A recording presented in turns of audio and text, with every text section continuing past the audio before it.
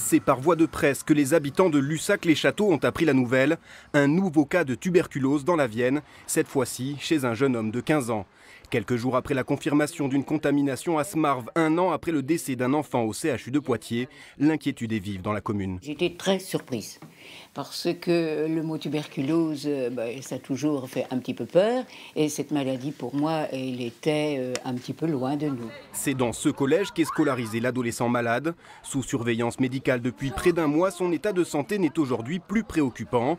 Hier soir, lors d'une réunion, ses camarades de 3e et leurs parents ont pu être rassurés par les services de santé face à une éventuelle épidémie. Ils nous ont bien fait comprendre que c'était faible, le fait que ça soit que l'on l'ait, parce qu'ils toussaient pas. Ils ne toussaient pas, du coup c'était faible. Il fallait être en relation avec pendant 40 heures, 40-48 heures, donc on n'a pas vraiment été en relation avec et puis on lui a pas vraiment parlé. Une soixantaine de personnes dans l'entourage direct du malade va faire l'objet de dépistage dès demain. Une veille de la tuberculose conduite par l'Agence régionale de santé qui écarte tout retour en force de l'infection. Elle a toujours été là. Elle est là depuis 2002 et bien avant, bien sûr.